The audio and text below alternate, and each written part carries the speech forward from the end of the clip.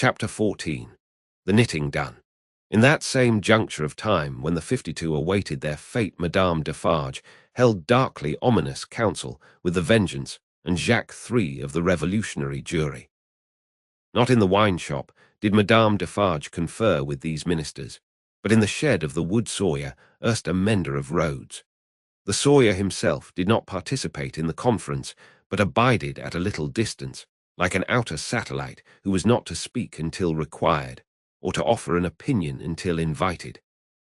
"But our Defarge," said Jacques III, "is undoubtedly a good Republican, eh?" "There is no better," the voluble Vengeance protested in her shrill notes, "in France." "Peace, little Vengeance," said Madame Defarge, laying her hand with a slight frown on her lieutenant's lips. "Hear me speak. My husband, fellow citizen, is a good Republican and a bold man. He has deserved well of the Republic, and possesses its confidence. But my husband has his weaknesses, and he is so weak as to relent towards this doctor." "It is a great pity," croaked Jacques III, dubiously shaking his head, with his cruel fingers at his hungry mouth. "It is not quite like a good citizen. It is a thing to regret." "See you," said Madame, "I care nothing for this doctor. He may wear his head or lose it, for any interest I have in him. It is all one to me. But the Evremond people are to be exterminated, and the wife and child must follow the husband and father." "She has a fine head for it," croaked Jacques III. "I have seen blue eyes and golden hair there, and they looked charming when Samson held them up. Ogre that he was, he spoke like an epicure." Madame Defarge cast down her eyes and reflected a little. "The child also," observed Jacques III, with a meditative enjoyment of his words, "has golden hair and blue eyes, and we seldom have a child there. It is a pretty sight. In a word," said Madame Defarge, coming out of her short abstraction, "I cannot trust my husband in this matter. Not only do I feel, since last night, that I dare not confide to him the details of my projects, but also I feel that if I delay, there is danger of his giving warning, and then they might escape."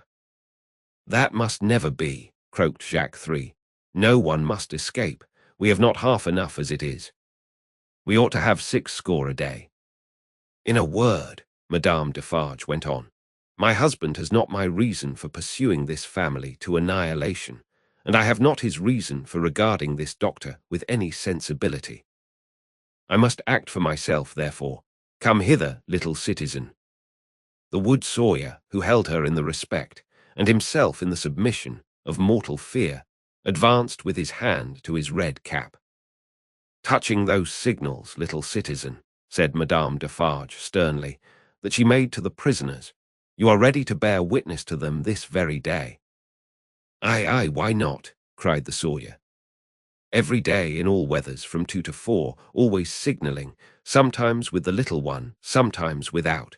I know what I know. I have seen with my eyes." He made all manner of gestures while he spoke, as if in incidental imitation of some few of the great diversity of signals that he had never seen. "Clearly plots," said Jacques III, "transparently." "There is no doubt of the jury?" inquired Madame Defarge, letting her eyes turn to him with a gloomy smile. "Rely upon the patriotic jury, dear citizeness." "I answer for my fellow jurymen." "Now let me see," said Madame Defarge, pondering again. "Yet once more, can I spare this doctor to my husband? I have no feeling either way." "Can I spare him?" "He would count as one head," observed Jacques III in a low voice. "We really have not heads enough. It would be a pity, I think." "He was signalling with her when I saw her," argued Madame Defarge. "I cannot speak of one without the other, and I must not be silent and trust the case wholly to him, this little citizen here, for I am not a bad witness." The Vengeance and Jacques III vied with each other in their fervent protestations that she was the most admirable and marvelous of witnesses. The little citizen, not to be outdone, declared her to be a celestial witness. "He must take his chance," said Madame Defarge. "No, I cannot spare him. You are engaged at 3 o'clock. You are going to see the batch of today executed. You." The question was addressed to the wood sawyer, who hurriedly replied in the affirmative, seizing the occasion to add that he was the most ardent of Republicans, and that he would be in effect the most desolate of Republicans if anything prevented him from enjoying the pleasure of smoking his afternoon pipe in the contemplation of the droll national barber. He was so very demonstrative herein that he might have been suspected, perhaps was, by the dark eyes that looked contemptuously at him out of Madame Defarge's head, of having his small individual fears for his own personal safety every hour in the day. "I," said Madame, "am equally engaged at the same place. After it is over, say at 8 tonight, come you to me in St. Anton, and we will give information against these people at my section." The wood sawyer said he would be proud and flattered to attend the citizeness. The citizeness looking at him, he became embarrassed, evaded her glance as a small dog would have done, retreated among his wood, and hid his confusion over the handle of his saw. Madame Defarge beckoned the juryman and the Vengeance a little nearer to the door, and there expounded her further views to them thus: "She will now be at home, awaiting the moment of his death. She will be mourning and grieving. She will be in a state of mind to impeach the justice of the Republic. She will be full of sympathy with its enemies. I will go to her." "What an admirable woman! What an adorable woman!" exclaimed Jacques III rapturously. "Ah, my cherished!" cried the Vengeance, and embraced her. "Take you my knitting," said Madame Defarge, placing it in her lieutenant's hands, "and have it ready for me in my usual seat. Keep me my usual chair. Go you there straight, for there will probably be a greater concourse than usual today." "I willingly obey the orders of my chief," said the Vengeance with alacrity, and kissing her cheek. "You will not be late. I shall be there before the commencement, and before the tumbrils arrive. Be sure you are there, my soul," said the Vengeance, calling after her, for she had already turned into the street, "before the tumbrils arrive." Madame Defarge slightly waved her hand, to imply that she heard, and might be relied upon to arrive in good time, and so went through the mud, and round the corner of the prison wall. The Vengeance and the juryman, looking after her as she walked away, were highly appreciative of her fine figure and her superb moral endowments. There were many women at that time, upon whom the time laid a dreadfully disfiguring hand. But there was not one among them more to be dreaded than this ruthless woman, now taking her way along the streets. Of a strong and fearless character, of shrewd sense and readiness, of great determination, of that kind of beauty which not only seems to impart to its possessor firmness and animosity, but to strike into others an instinctive recognition of those qualities. The troubled time would have heaved her up under any circumstances, but imbued from her childhood with a brooding sense of wrong and an inveterate hatred of a class, opportunity had developed her into a tigress. She was absolutely without pity. If she had ever had the virtue in her, it had quite gone out of her. It was nothing to her that an innocent man was to die for the sins of his forefathers. She saw not him, but them. It was nothing to her that his wife was to be made a widow and his daughter an orphan. That was insufficient punishment, because they were her natural enemies and her prey, and as such had no right to live. To appeal to her was made hopeless by her having no sense of pity, even for herself. If she had been laid low in the streets, in any of the many encounters in which she had been engaged, she would not have pitied herself. Nor, if she had been ordered to the axe tomorrow, would she have gone to it with any softer feeling than a fierce desire to change places with the man who sent her there. Such a heart Madame Defarge carried under her rough robe. Carelessly worn, it was a becoming robe enough in a certain weird way, and her dark hair looked rich under her coarse red cap. Lying hidden in her bosom was a loaded pistol. Lying hidden at her waist was a sharpened dagger. Thus accoutred, and walking with the confident tread of such a character, and with the supple freedom of a woman who had habitually walked in her girlhood, barefoot and bare-legged, on the brown sea-sand, Madame Defarge took her way along the streets. Now, when the journey of the travelling coach, at that very moment waiting for the completion of its load, had been planned out last night, the difficulty of taking Miss Pross in it had much engaged Mr. Lorry's attention.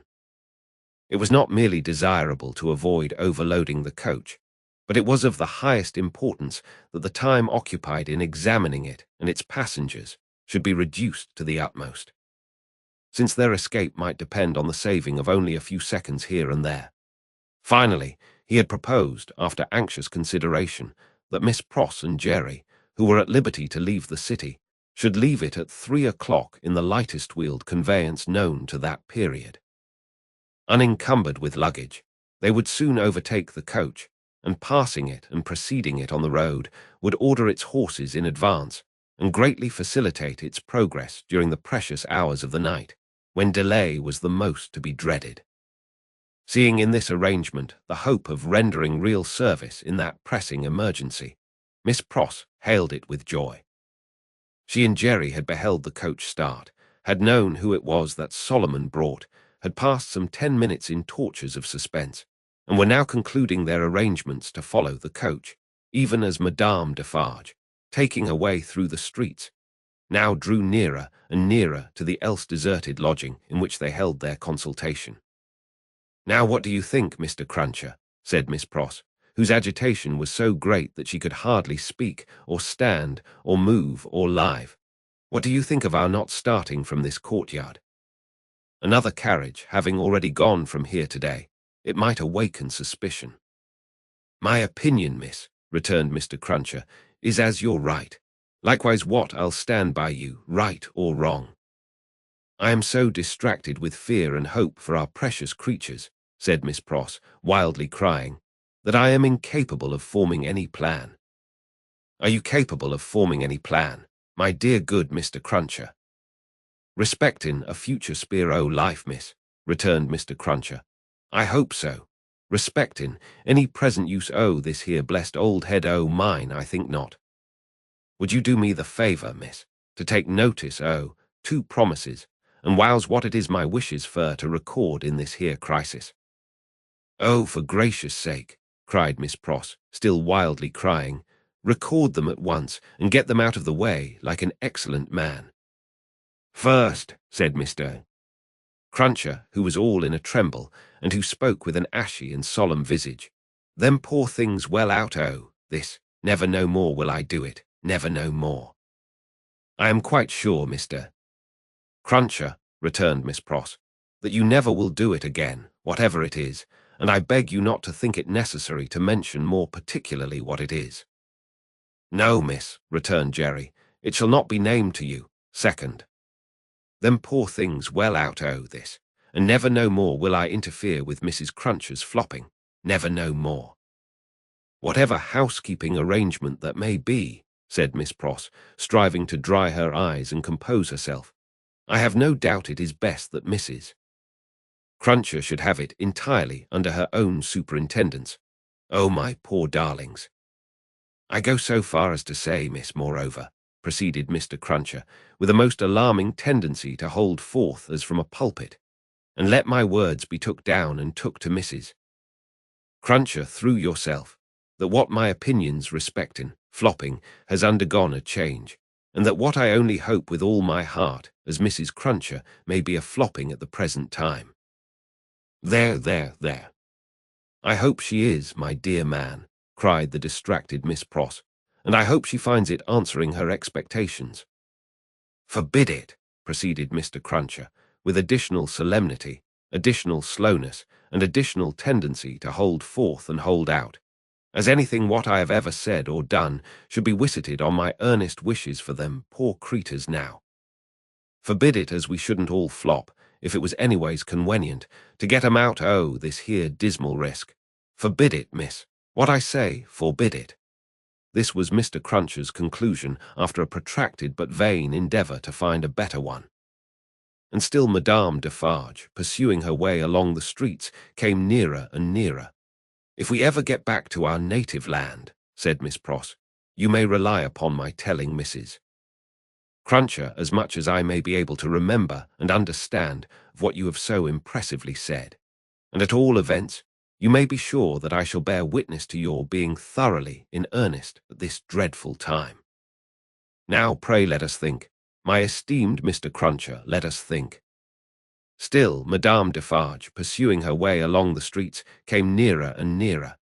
If you were to go before, said Miss Pross, and stop the vehicle and horses from coming here, and were to wait somewhere for me. Wouldn't that be best? Mr. Cruncher thought it might be best. Where could you wait for me? Asked Miss Pross. Mr. Cruncher was so bewildered that he could think of no locality but Temple Bar. Alas! Temple Bar was hundreds of miles away, and Madame Defarge was drawing very near indeed. By the cathedral door, said Miss Pross. Would it be much out of the way to take me in, near the great cathedral door between the two towers? No, miss, answered Mr. Cruncher. Then, like the best of men, said Miss Pross, go to the posting-house straight and make that change. I am doubtful, said Mr. Cruncher, hesitating and shaking his head. About leaving of you, you see. We don't know what may happen. Heaven knows we don't, returned Miss Pross, but have no fear for me. Take me in at the cathedral at 3 o'clock, or as near it as you can, and I am sure it will be better than our going from here. I feel certain of it. There, bless you, Mr. Cruncher, think not of me, but of the lives that may depend on both of us. This exordium, and Miss Pross's two hands in quite agonized entreaty clasping his, decided Mr. Cruncher. With an encouraging nod or two, he immediately went out to alter the arrangements, and left her by herself to follow as she had proposed. The having originated a precaution which was already in course of execution was a great relief to Miss Pross. The necessity of composing her appearance so that it should attract no special notice in the streets was another relief. She looked at her watch, and it was 20 minutes past 2. She had no time to lose, but must get ready at once. Afraid, in her extreme perturbation, of the loneliness of the deserted rooms, and of half-imagined faces peeping from behind every open door in them, Miss Pross got a basin of cold water and began laving her eyes, which were swollen and red. Haunted by her feverish apprehensions, she could not bear to have her sight obscured for a minute at a time by the dripping water, but constantly paused and looked round to see that there was no one watching her. In one of those pauses she recoiled and cried out, for she saw a figure standing in the room. The basin fell to the ground broken, and the water flowed to the feet of Madame Defarge. By strange, stern ways, and through much staining blood, those feet had come to meet that water. Madame Defarge looked coldly at her and said, "The wife of Evremond, where is she?" It flashed upon Miss Pross's mind that the doors were all standing open, and would suggest the flight. Her first act was to shut them. There were 4 in the room, and she shut them all. She then placed herself before the door of the chamber which Lucy had occupied. Madame Defarge's dark eyes followed her through this rapid movement, and rested on her when it was finished. Miss Pross had nothing beautiful about her. Years had not tamed the wildness or softened the grimness of her appearance, but she too was a determined woman in her different way, and she measured Madame Defarge with her eyes, every inch. "You might, from your appearance, be the wife of Lucifer," said Miss Pross, in her breathing. "Nevertheless, you shall not get the better of me. I am an Englishwoman." Madame Defarge looked at her scornfully, but still with something of Miss Pross's own perception that they two were at bay. She saw a tight, hard, wiry woman before her, as Mr. Lorry had seen in the same figure a woman with a strong hand, in the years gone by. She knew full well that Miss Pross was the family's devoted friend. Miss Pross knew full well that Madame Defarge was the family's malevolent enemy. "On my way yonder," said Madame Defarge, with a slight movement of her hand towards the fatal spot, "where they reserve my chair and my knitting for me, I am come to make my compliments to her in passing. I wish to see her." "I know that your intentions are evil," said Miss Pross, "and you may depend upon it, I'll hold my own against them." Each spoke in her own language. Neither understood the other's words. Both were very watchful, and intent to deduce from look and manner what the unintelligible words meant. "It will do her no good to keep herself concealed from me at this moment," said Madame Defarge. "Good patriots will know what that means. Let me see her. Go tell her that I wish to see her. Do you hear?" "If those eyes of yours were bed winches," returned Miss Pross, "and I was an English four-poster, they shouldn't loose a splinter of me. No, you wicked foreign woman, I am your match."